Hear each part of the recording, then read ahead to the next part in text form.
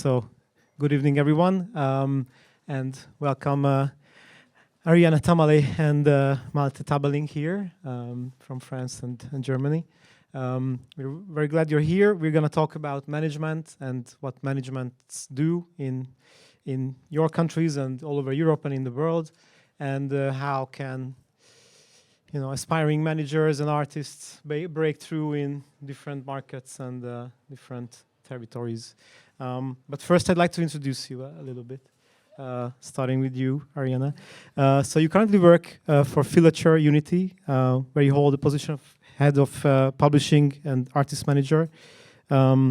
You've been working in the music industry for quite a few years, established this company with others in Berlin, but working with French artists mainly. And you've also started your career at the French Music Export Office, if I'm not mistaken. Yeah. And just a few words about your company, Filature Music. Originally founded as a managing company, Filature has been quickly evolving into a multifunctional platform that provides transnational development strategies in recording, publishing, marketing, and management. So like you do the full circle, I guess. Okay. And Malte. Malte is the head of A&R recordings at Neubau Music and Humming Records. With a career spanning almost 3 years at this label based in Berlin, Germany. And before your current role, you worked as an artist manager at Polytope Management and Guestimet, where you were responsible for scouting new talents and providing creative and strategic advice for artists, right? Yes, thanks for having me. Yeah, thanks for coming. Right, so Ariane, we start with you. So you work at this management company, and you do a lot more than management. Can you tell us about your everyday role and how it evolved into a bigger than just a management company? For sure. I don't know if that works. It works? Yeah? Okay, cool. Hi, everyone. So yeah, basically we launched our company in Berlin 5 years ago, and the idea was to assign only international artists or French artists singing in English to develop them in Europe. And we wanted to develop only very newcomer, emergent artists. So with the management at the beginning, your role is like finding the right partner for your artist for development, releasing the first project of your artist, and it's always a tough work. So we start very quickly launching our first record label just to have a small structure to release the first songs of our artist and project. So yeah, it comes like super fast with my two partners, or more focusing, like they come from the marketing, so there was also super exciting to have like a marketing agency to provide some services for artist development. And so after 1 year, we launched a publishing records label. We had this management company and this marketing agency. And my role in this team is mainly signing artists. I'm taking care of the management of our artist and our producer. And I'm developing my project through music mainly, so I'm working a lot on the publishing side as well. So developing the repertoire for my artist and setting up some sessions, some writing camps. Yeah, building up the music basically. Yeah. And when you say developing, is it focused on one territory, or it's immediately beyond just one, or how does it work? I don't think that it's possible to develop an artist globally in one time. So it really depends on the project. We have some artists. I have an example for like with one of our artists that we signed. She's singing in English, and it's a very, very pop project. And for France, for example, it's not made for the French market, so there is no chance to develop this kind of artist in France. So we develop her only in Germany, for example, and we started development there. And yeah, so it depends on the project, and I feel like there is this sentence, like everybody say, yeah, break first your own market and then try to develop internationally. It's true, but it's also not true. It really depends on the project and the approach. So yeah, you can't do it on one time, like different territories once, but starting with the right one is very important. And for this girl, for example, this artist, she moved to Berlin. We developed her project from there, and like for the first 2 years, and now building up her career in France most slowly, and then opening the UK and territory after territory. Okay, and yeah, we're going to talk a little bit more about this a bit later. Just wanted to ask you, how do you sign an artist, or what is the qualities or the factors that you are paying attention to at first? I have the feeling that it's like nowadays super difficult as an artist to launch a career because the concurrence is huge. So I feel like it's not only about the music. It's not because the music is amazing that makes the artist amazing artist. So I have the feeling that it's very important when we start signing an artist, developing an artist, is taking the right time to building up an image, storytelling, the right repertoire, the music for the artist. And I spend sometimes just like 2 years working with an artist without signing it. And then after a few months, having the right feelings, it's the moment you develop and like launch the career. Then we work together. But since we're like only 6 person in the team, we can't sign like 1,000 artists. How many artists do you have? We have 7 artists, and I have 5 producers. And okay, yeah, and that's enough to sort of, you know, keep the company running. And yeah, definitely. I'm sorry to like put my hands in your pockets. Sure. Just, I feel like the artist development takes a lot of time, and that's why I can't sign more than one artist every year. But producer career and development is also very exciting, and this help us to have the right balance between like the income from the producer career, which is easier to develop a producer career, I would say, than an artist career. So I feel like it's great to have some artist project, and that's the most exciting part of the work, definitely. But yeah, we split the management between producer and artist. Okay. Malte, what about your company that you work for? So you have 3 legs, right? You have the publishing, the recording side, and the management also. Yes, that's right. And the company, when it was founded in 2018, was founded by 3 guys with different backgrounds. So there was one guy like working in the management field, all on his own. The other one was a solo publisher, and the other one had distribution and label background, and so they all came together and decided to join forces. Important to say that all of these like fields is like have their own entities, so it's not one company. Like basically, it's 3 different companies, and I'm working for the recording field. As in my role as head of A&R, I'm signing new artists. And when it comes to comparison with management, obviously I sign a lot more artists than a manager can do, because label work is different. And with the team you can sign a lot more artists on the label side than you can do as a manager. And so I don't know. Does this answer your question? Yeah, and when you look at the management side of the company, I'm sure you know about them and what they do. What are their checklists, so to say, when they want to sign an artist?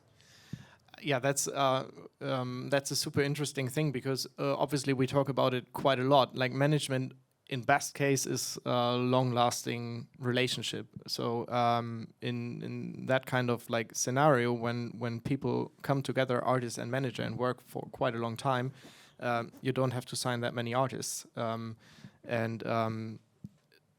think one of the most important things is that there is a connection between the artist and the manager, like on a personal level. Obviously, music is important. All the other things like story, the amount of like talent for specific things, but I think like when it comes to artists that might be interesting for our management department to be signed, there's always a story behind it. Like, obviously, it's not written in the books, the story at the very beginning, but it's more about like figuring out what is the story to be. And that is way more important than looking on any numbers and crunching TikToks and I don't know, like all those kind of stuff. That comes after. Like, obviously, I don't want to blame TikTok here. It's super important.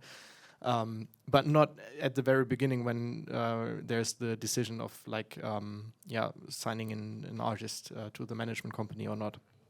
And do you think, it's actually for both of you, do you think is there a good chance for an artist to break into or get a healthy level of a career in a country when where they don't have an active management? Is it possible, or, and if yes, then how? I would say it's definitely possible. Sometimes a management can help with things in best case. Be a partner on the side of an artist, but it's not necessarily the manager who breaks the artist. Like, good managers do, but there's also the artist party in this game, and there's definitely the potential to break as an artist without a management. There's like plenty of examples, but at some point I think that it's necessary to have like a manager, because otherwise the artist can't concentrate on what he or she is doing best, and that's most of the case not management, but it's music, and that would be my take on that. Yeah, I completely agree. I feel like there is definitely a lot of example of artist career without management team around. But I have the feeling sometimes there is some artists looking for manager way too early. It's also not a good step, like to start with the management before having any economy, any project. I don't think that the manager should build up your career. It's more like finding the right partner for the artist, having your strategy partner with you all the time, and exactly as you say, like just saving your time as an artist to focus on your music, on your career, and not on the deal that you're signing, on the negotiation that you have to do.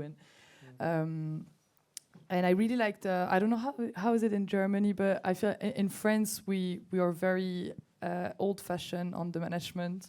There is only one manager doing everything for one artist, and there is not that many management company in France. It's more like day-to-day manager. For like there is one artist, one manager all the time, and I love how they work in the UK with a proper management company. Every artist has one day-to-day manager. There is another manager looking for the strategy. There is a legal team in the management company. And I feel so that the artist nowadays wants to have more rights, like they want to own their own rights, not signing artist deal in a records label directly. So the role of the manager becomes super important, and sometimes it's also just too much for one person. But like for our artists, for example, we launch for them a company, so they have their own publishing rights, they own their own master rights, but like you need to manage this company as well, and it's also another work. So sometimes it makes a lot of it's just a lot on one person. It's interesting to see how the UK works on a management with like different people from the same management team for an artist. Also, when it comes to like a job description as a manager, you can ask in this room and you would probably get 35 different answers of like what is the manager doing, and that has pros and cons. The good point is that like literally everybody can be a manager. There's no rules or restrictions for it. So in lots of the cases, it's in the beginning it's just a good friend or like somebody in the industry who helps out with a few things, and afterwards it gets to the to the point where you think about, okay, we should like somehow fix this properly. I'm not talking about any kind of contracts, but like more about business setup. And so that's basically a chance too. And obviously, what you said, it's not about like finding the right manager to break internationally. It's more about like your approach as an artist, your approach on what you want to achieve during an artist's career. And if you find the manager, then this is a helping hand, but you can do it without two, to a certain degree. Yeah, that's interesting what you said about anyone can be a manager, and that's very true. And a lot of people becomes a manager just out of doing something completely different. And it means also there aren't too many role models or mentors, or no one's really teaching or showing the way, like how to do the manager's job. How did you learn it? And how did you learn, for example, what kind of deals do you have to make with an artist to make it sustainable for yourself and for the artists also? It's really not the sexiest story, I'm sorry, but I went to university. I studied music business. There's like one university, public university in Germany called Pop Academy. Unfortunately, the lectures are in German, so it's mostly made for German-speaking people. But yeah, I studied a bachelor degree there, and this basically gave me the like foundation and the ground of knowledge about the industry. And obviously, I couldn't like write a known contract after that, but that's experience that comes afterwards. But like the basic knowledge and the idea of how things are like put together, that came through university. But before that, obviously, most of us start with making music by themselves. And then at a certain point, I organized concerts for my band, and that was like when I thought, okay, I'm probably not the best bass player on earth, but like organizing concerts was way more fun, and I did a better job doing that. So that was my approach, and after that, I went to university. But that's how I learned it, and after that, doing internships and just connect with people. So you did have the mentors and also the school that taught you. Yes. So it was in the beginning. It was like the university, and what they told me at the very first day, and that was probably the best, advice I could get at that time was start to connect with people, start building your own network, and that is, it sounds stupid because it's simple, but it's the key for it. And after 3 years, you already got your first network, and could start. But it's not like that you have to go to university. You can start like today, building your own network, and connect with other people, sharing knowledge, and be in touch with other artist managers, with other artists, and talk about what you do. That's also super important. And do you have any good tips to become a good networker?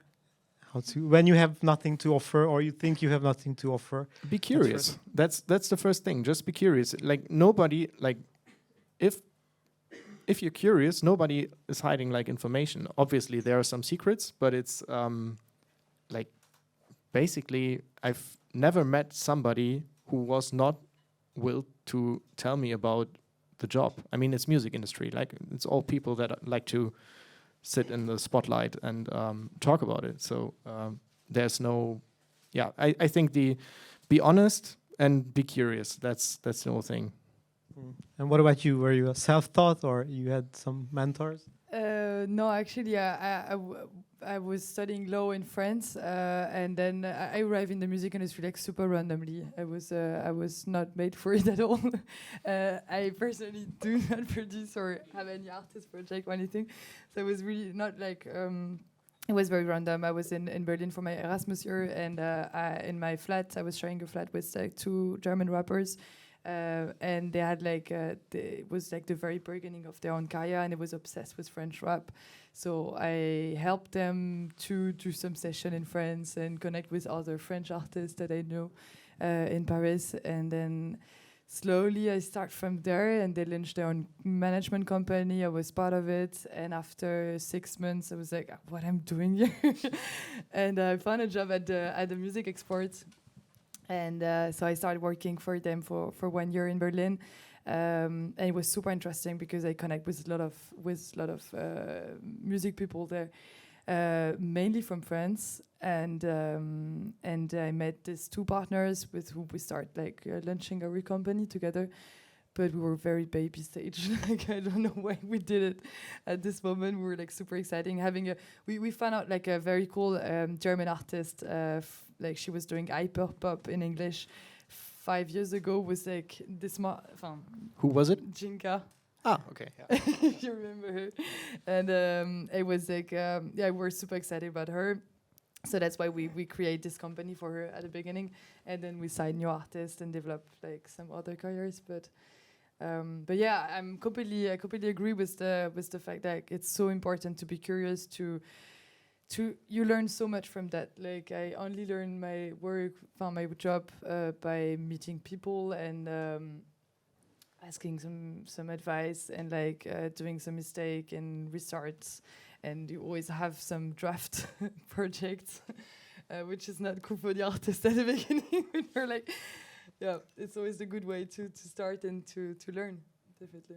Yeah, I was at Eurosonic this year earlier, and there was a panel or workshop by the European Management Association, I think, and they did a report with like almost 400 managers all across Europe, and they asked them all kinds of questions. And one of the biggest findings was that it's really hard to make any money as a manager, and It fucking is hard. Yes, and yeah. Yeah, and there was some numbers that more than half of managers make like less than 20,000 euros, I think, per year, and that it's like really, really hard. And there's only a tiny % of managers who can manage bands that are at a level that can make a healthy amount of money for everyone. But still, can you maybe tell us about the economics a little bit of being a manager, and how do you make a healthy relationship with an artist in this?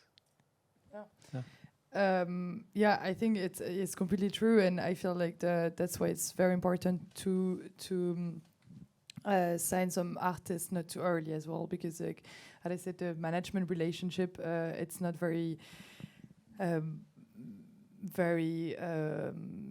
important. I mean, it's so important to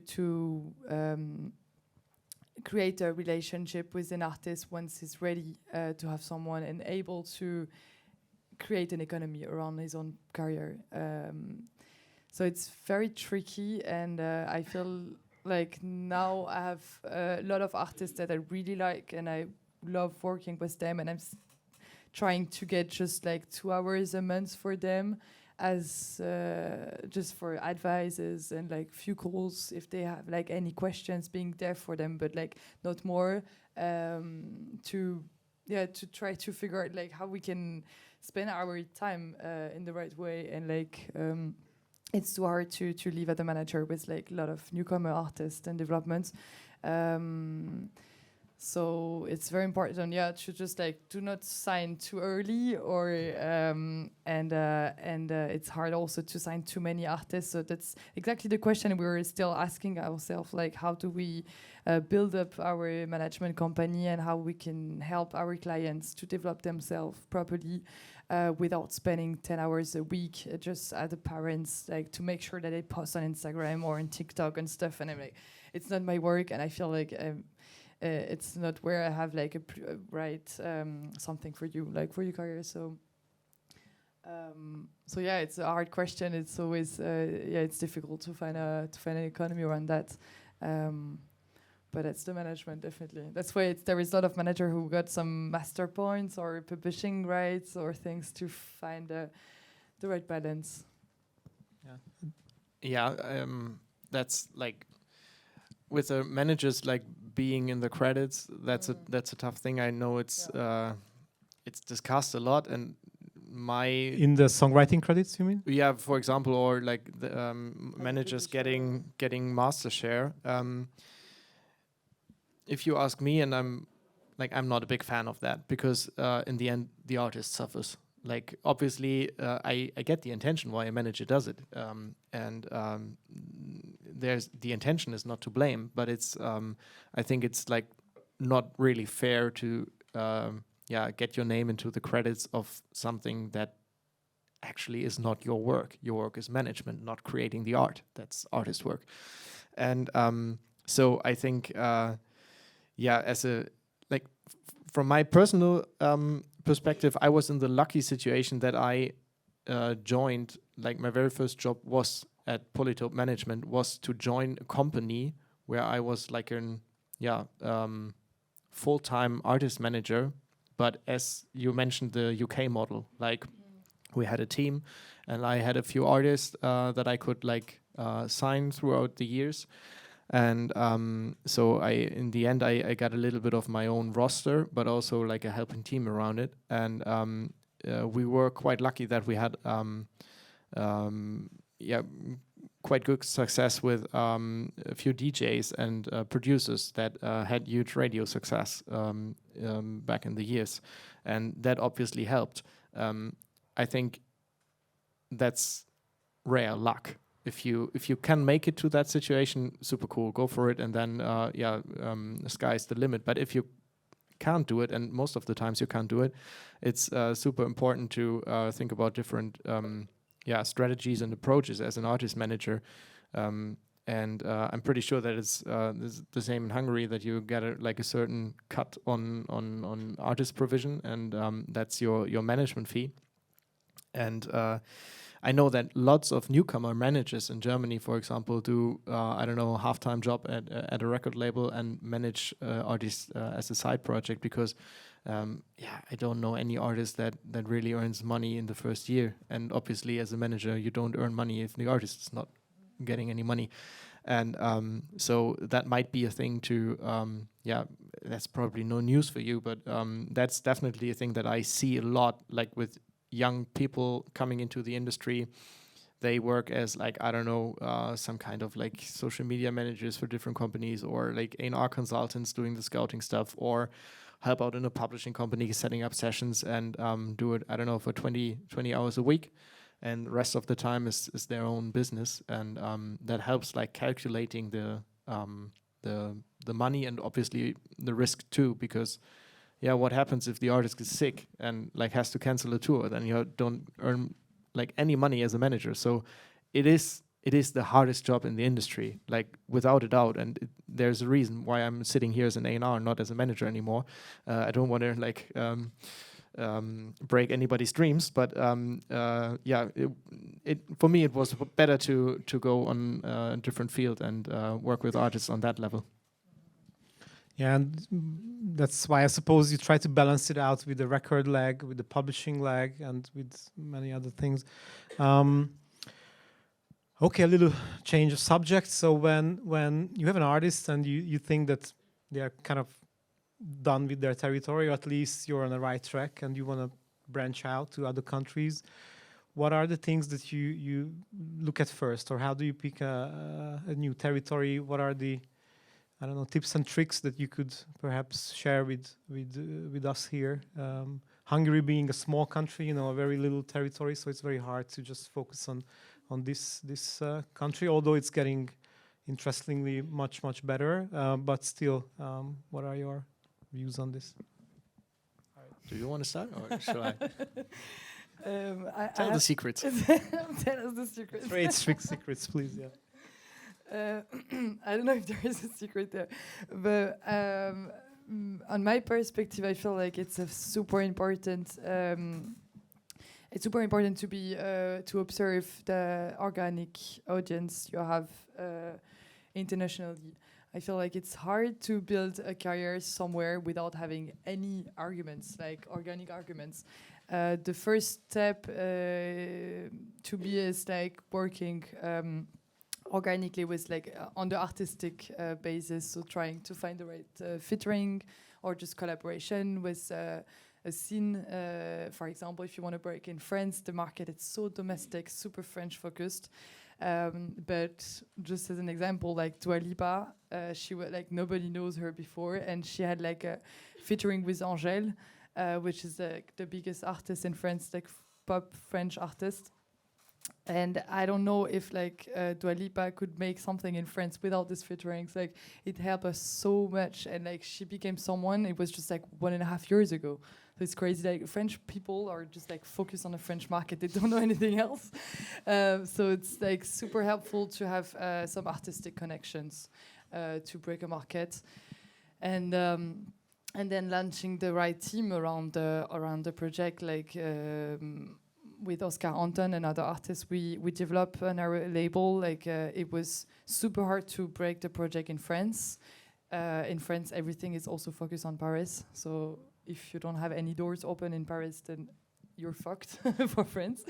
So we start with Italy actually, and we find the right radio plugger there. We were really convinced that this song was made, like we wanted to work on this on one proper song, and we pushed this song on the radio for like 8 months, and we arrived on the top charts in Italy. That was like a big argument for us to open the German market, to go back to France. And we had like some featurings in Italy. He was playing there also in festivals. We got the right live agent for him there. So it was like launching after steps, like the team around. Sorry, in Italy, did you find a radio plugger or a specific DJ, or how did you find the radio? The radio plugger? Yeah. I don't remember. How did we find her? I don't remember.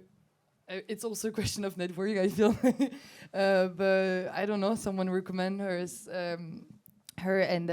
and she was so expensive, but she was really great, and like she really helped us on like the development of the artist. And I feel like without having the Italy and these arguments from Italy, I don't know how did we could have make it without it, because like you need to start from somewhere. So it's not like you can't say I try to develop my project globally everywhere. It's like, okay, let's go first with Italy, because we had this girl, we had like she connected us with like different DJ producer. She was like, we need to make like 7 versions of the same song for each radio in Italy.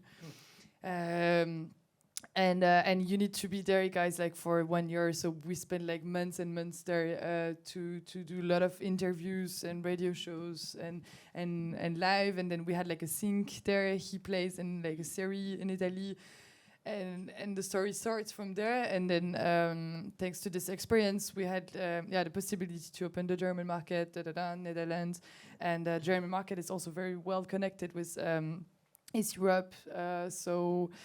Turkey was like the next territory after Germany. I mean, it's interesting. You said that you started with the radio in the age of streaming. Yeah. How come?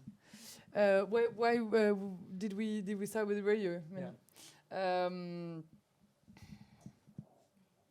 I mean, the on the streaming part, like there is not that many options. I feel like.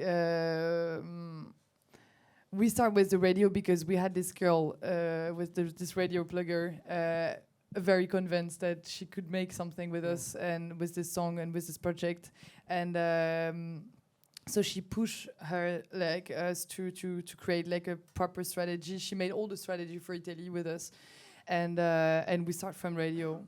And it works. Yeah, I can imagine well. It's circled back to streaming. Of course, it's the second territory for the artist till now, and it was like 2 years ago, and he's still touring there all the time. So, yeah. Interesting. Yeah. Trade secrets over there. Well, I think like obviously, if you're already like a releasing artist or on a campaign where you can find some data, then crunch data, and that's not like.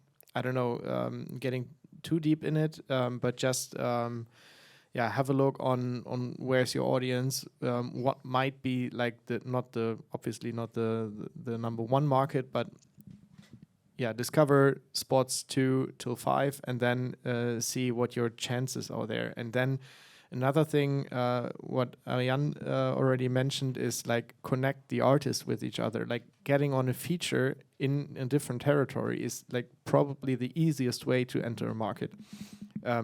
Obviously, the artists need to know each other and work with each other. But all of us know how sometimes how easy it can be, like just a DM and then artists like send each other new music, and at a certain point there's a finished track and you can release it.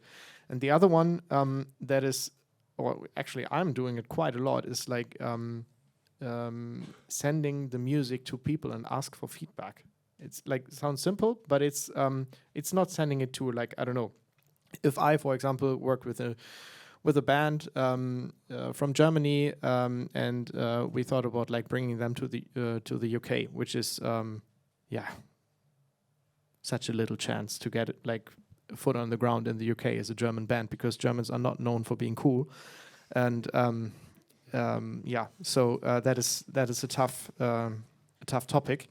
But what I did was I had a few contacts I trusted a lot, like people in the industry. We haven't worked too much together, but like from time to time you have a little bit of network, and I just send it to them and ask them, what do you think about it? Like, is there any kind of, I don't know, touch point with the UK? Can we think about that? And honestly, like 4 of them replied and were like, no, this is nothing for the UK market. And that was probably my most important feedback, because otherwise I would wasted hours and days like trying to push the band into the market. And then obviously when it comes to the point that they say like, yeah, maybe this is something, not particular all tracks, but this track could be something for, like, I don't know, all these like college radios in the UK, like have an approach there, then this is like your first step to get a foot on the ground there. But like, ask people what they think about the music honestly, not like it's great music and great stuff and keep on going. That's not the feedback you want to have. But and that's something I try to do as well for like other people around. And it's an interesting network effect, because that kind of works. If you do it to other people, they come back to you too. Sometimes it takes a little while, but that's okay. And what do you think about your own territories? You said a lot about France being a very difficult one. But what about Germany? I mean, like breaking into Germany for like international artists, there's always the chance to it, but I would like divide the German market into 2 fields. One is domestic and one is international. And in the domestic market, obviously you have no chance, but it's super interesting to have a deeper look on it, because when it comes to streaming, for example, the domestic market is crazy strong. But on radio, I think 2022, please bear with me if I'm not correct, but I don't have the correct numbers, but I think in 2022 there was not a single German song in top 100 airplay. And that was like obviously a major alert to all the publishers and all the record labels. And that shows that international music definitely can break into... But isn't it the major labels pushing their songs in radio to make a lot of Not necessarily. But it's like, obviously lots of stuff coming from the US, coming from the UK. That's definitely like the biggest competitors for any artist. Like, speaking of Hungarian artists, for example, trying to get a foot on the ground into... German market, then you compete not only against the German market but also against the UK and the US. That's definitely something that you have to consider. The other thing is that I don't want to talk about problems too much, but more trying to think about like approaches, how you can get there. Like, one thing that we do, for example, in the other way, for example, if we want to get an artist to the UK, get in touch with other bands and try to get on support swaps. What does it mean? Like, you support the band in the UK and the UK band can support you in Germany. And that is, I would say, that is definitely something that like a well-established Hungarian act can definitely offer to a German band, because obviously it's always like everybody's like kind of like debating what is it worth to collaborate, maybe on a track, but also like on tour swaps. And if it comes to playing live, everybody's like having an asset in their own market, and that is definitely something that people can do. Yeah, and do you use any services that kind of like give feedback? I think of Groover, for example, which is a French company. Do they have any traction? Not really, honestly. I feel like Groover is a specific platform it's like a submit-hub, but like for French project. Sorry, just who doesn't know, it's a platform where you can submit your songs, and there supposedly are thousands of content creators, exactly. also I don't know, Spotify playlist editors, exactly. whoever, and they give you feedback or vote up the song or something, and exactly. then you get good feedback. Yeah, exactly. And they also just like there is some medias. They like it depends, and they sometimes just add your song on the playlist on an article or something.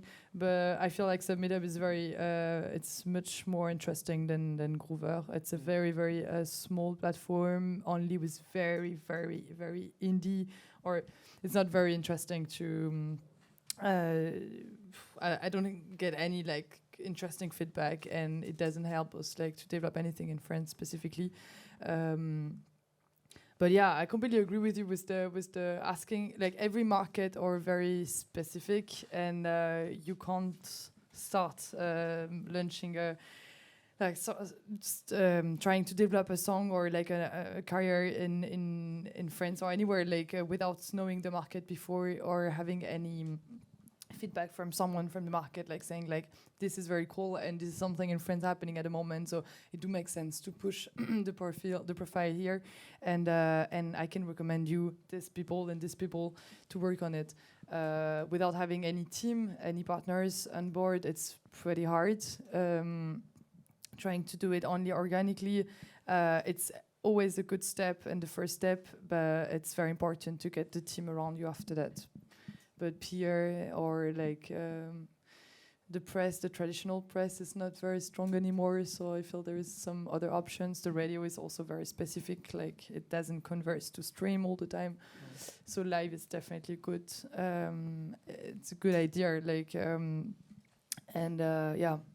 And when it comes to streaming and better known playlists, are there ways to get into them, or they're only for the domestic bands usually? I think that has changed a lot during the past years. Like I can remember when I started or when I joined Neubau Music and our label imprint Humming Records, where we like sign mostly international artists or like artists with an international career approach. Then for us, with a like close connection through the years with Spotify, for example, it was, I would not say like easy going, but we made our ways into the playlists on a regular basis, which was great and super supportive. But the situation has changed. Like getting into a playlist doesn't mean that you stream, because of algorithmic changes. There's like plenty of playlists that test songs on a regular basis. So it can be that you, I don't know, get a foot on the ground in a playlist that has maybe 1.5 million followers. But when you get onto your Spotify for Artists app, you only see maybe 1,500 streams, and that's not a bug. It's unfortunately it's real. And what we discover is that, or so far we discovered the only angle or the only solution to tackle this problem is community. And whenever you have like community push on a specific playlist or in a specific territory, then the playlist got traction and converts into streams. What does it mean in practicalities to have a community or community push? What do you mean? Like if, for example, if you have a close network or like lots of fans in different territories. For example, if you do like an artist collaboration with another artist that has a fan base, a solid fan base in the territory, then this can definitely help you to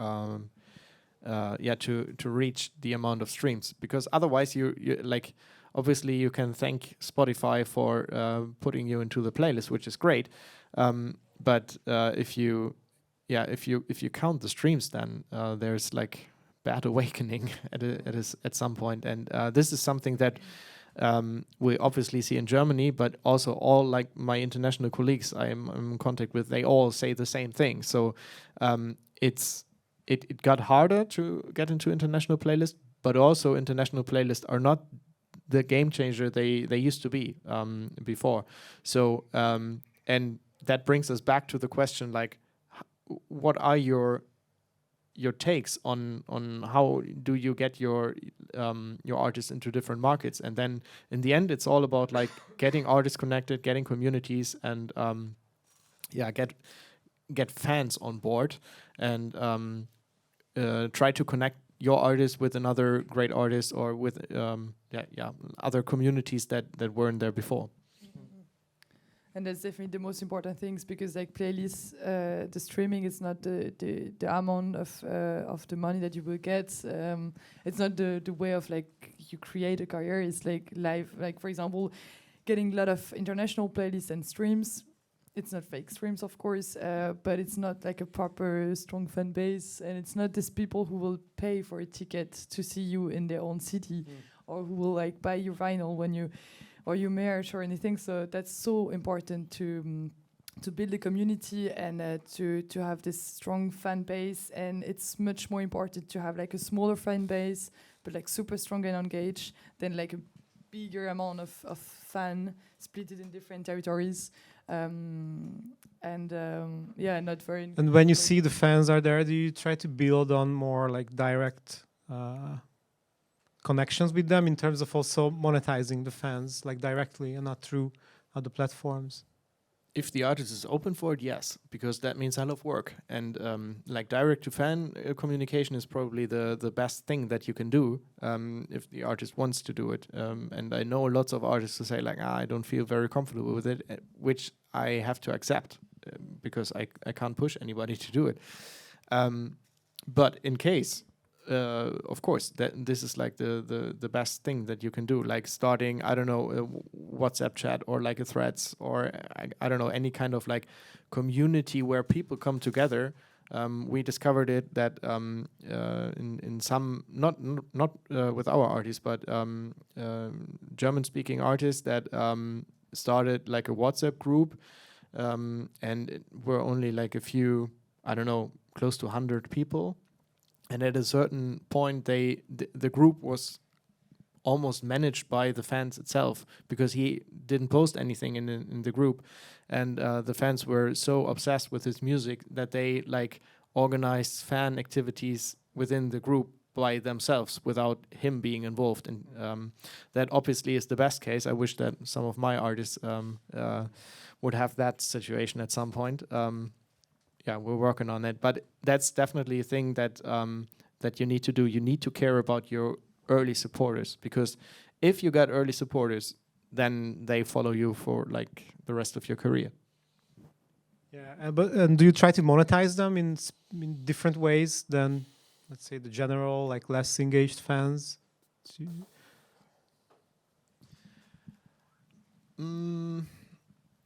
I would say like not directly.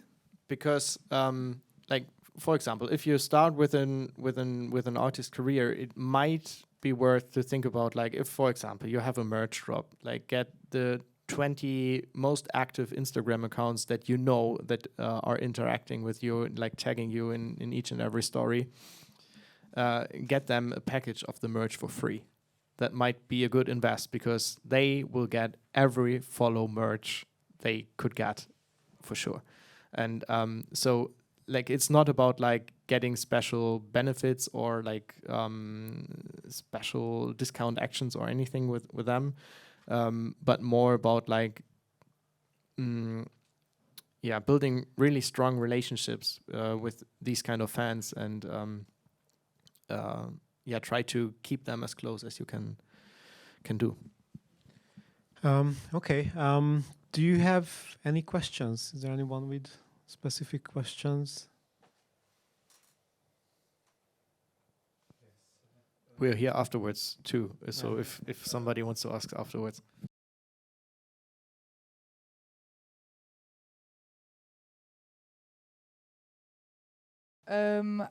We actually have, as I said, we have like some producer who also release some songs, some project, but it's not the same kind of developments we do with them. They sometimes have like a DJ solo career as well. We focus more on indie pop, urban artists.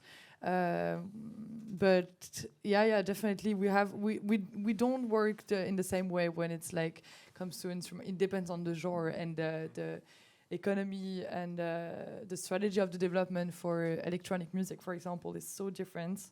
And I don't have this experience real well because we never had like any big career of like big dance producer or something. Maybe you're more. Yeah, like not in the management side, and I try to think about not on the recording side, but some of our artists have like different side projects where they have projects that have no vocals on it, and for example, do some pitchings for sync, etc. So yeah, that's for sure, but it's not like focus projects that our artists do. But it's not because we don't see any potential in it. It's more about like the strategic approach and the idea of what our genre, so to say, is, and we're like sharing the interests of indie pop, a little bit alternative kind of style, and yeah, there's always vocals on it. So yeah.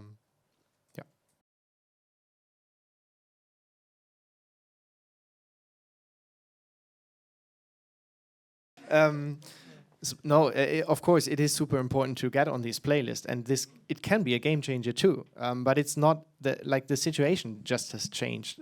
It's not that being on a Spotify playlist, for example, if like we had like I don't know, just one Spotify playlist that we. Lots of our artists fit into is Off Pop playlist. I don't know if you're aware of Off Pop. It's a German curated playlist out of the like German market. The German Spotify office takes care of it, and we see a decrease in streams when we compare like releases nowadays and like 3 years ago.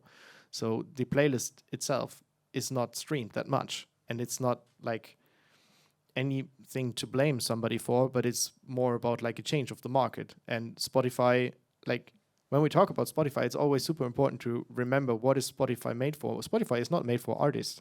Spotify is like selling you a user experience. The best thing that you can do as a user is going onto the app, like put the music on and play, and don't interact with the app at all. Just let the music play. That gives Spotify the possibility to collect data and about your user habits and get the algorithm way better for you. And same for playlist. If you do it that way, then the playlist itself can be like way better for you. So if there's an algorithm behind it, then there's the chance that the playlist picks the track that you potentially like the most, better than any editor can do. But that obviously brings some difficulties for us as a record label who like we want our artists to be featured on that playlist, and we have to deal with the algorithm like anybody else as well. So pitching for Spotify playlists definitely is important. Same for other DSPs as well. I'm like talking about Spotify, but it's obviously there's other players as well. I don't know how is it in Hungary? Like in Germany, Spotify is like by far the biggest competitor. How is it here? Same? All right. Yeah, good for them. And just to complete your answer, I feel like also at the moment it's crazy to see like Spotify used to be a big supporter for newcomer artists and beginning of a career, and I have the feeling now that I'm not working on the record label, so I don't have numbers and like comparison, but I feel like if you don't have at least 50,000 monthly listeners on your Spotify account as an artist, you can't get any playlist anymore. Like they just don't check out your profile. That's not true. That's not true? No.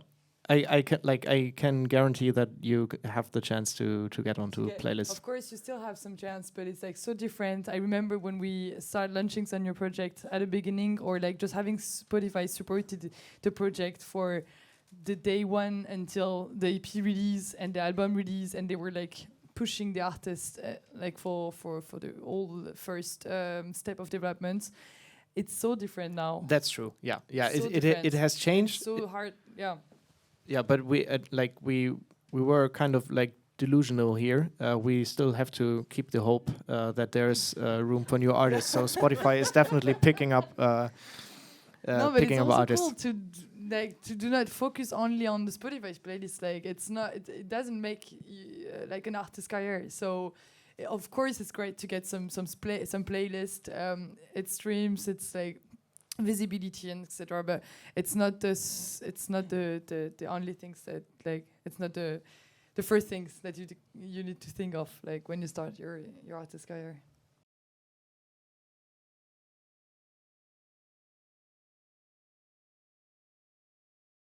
There's not like one answer for it, but so I think the best thing is just to start. So today you got 2 new contacts that you can approach. That might brings me into trouble with my inbox tomorrow, but that's okay. And honestly, like that's how it goes. Like just start, connect with people, and send the music. And sometimes it takes a while until you get some feedback, which is totally fair. We're all super busy, everybody of us.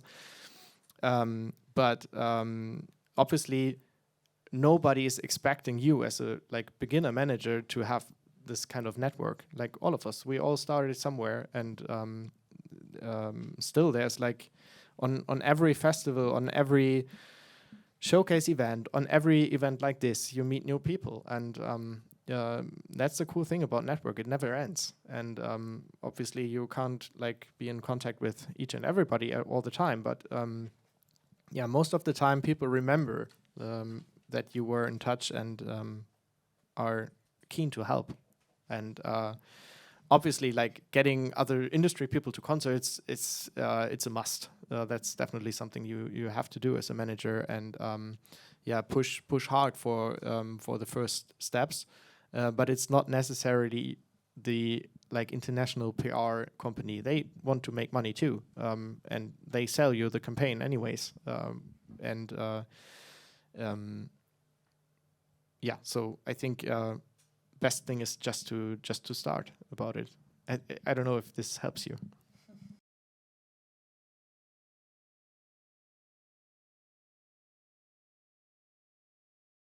I would say that's definitely like the best thing that you can do at the beginning, and talk about the stuff that you do. Do you have any Yeah, other no, I completely suggestions? agree. I feel like as a manager, it's the network the most important things to build. To build your strategy, to connect with people, and it's not only about like being at the Reeperbahn Festival, at the Eurosonic Mama Festival and stuff. It's also like looking after people that might be interesting and reaching out on Instagram, LinkedIn, anywhere, and like finding out. I mean, I remember me like doing this for 2 years. Like it was doing the only thing I was doing is like looking for people who might be interesting for this artist, and just connecting with people, asking them how the market is for them, what kind of roster artists they have, and yeah, creating your own network. And after this, once you have the right project, I feel like it's not. It's important to also be cautious with your network. Like you can't once you have like one contact in France, just like asking the same person. Like Are you afraid? Like, I have this project. You need to figure out just like how do you build a relationship with your network. And it's important to be present to this key festival because everybody's coming there, so it's super easy to meet personally. But yeah.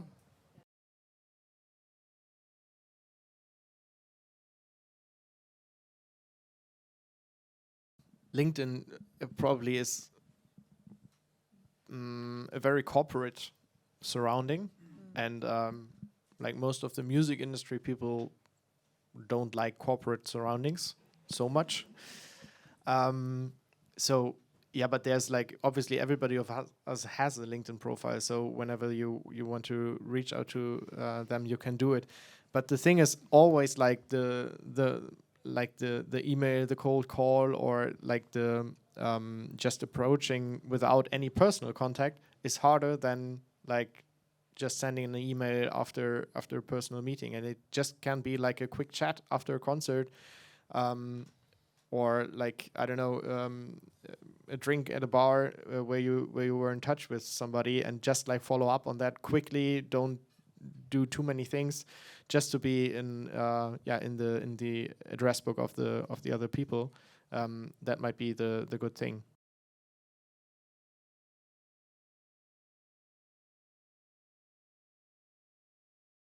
I feel like it's the same with the network. It's super important to know like the music supervisor and just sending some newsletter to update all your network about your releases, your project and stuff. Sync, it's like very bonus in your life. It's like you can't write a strategy around the sync opportunity. It's like, so it's always super random. And what I was talking about the sync, that helps us a lot, and it was because of this radio push, and like the artist was also Italian, so they were like, okay, it's super cool, we can invite him for the series. It was like all at the same time, like all the planets were aligned in a way.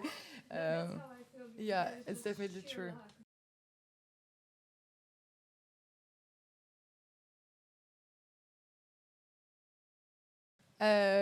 I think it was at the beginning when I started as a manager, I was super excited to build from scratch. So it was super, I think I learned a lot from this kind of developments.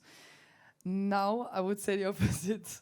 I don't know if I feel it's much more funny actually to have an artist who knows exactly what he wants, what she wants, and he's like the artist is strong on his own vision, and then you as a partner, you build around this. And because I don't think that as a manager, as a label or publisher, you have to write the story. It doesn't make sense. It's not real. It needs to come from the artist, and I feel like it's super, super important. And there was also the question with the management. I don't want to sign any artists now who do not know exactly what they want to do, or like they have already a vision and some objective and specific character, because it's super hard to build from nothing, and I don't know if you can build a proper career without an artist like strong enough on his position. Yeah. Yeah, I think like it's important that the artist is not stubborn in a way, but to have a strong vision and also strong opinion can definitely help, because I mean it's always like different approaches. We try to always make sure that we follow the artist vision at our company, because that's what we mostly believe in. But there are a few examples, like when we look back in the years with all the boy groups or like girl groups, they were designed. There was no artist with a vision behind it.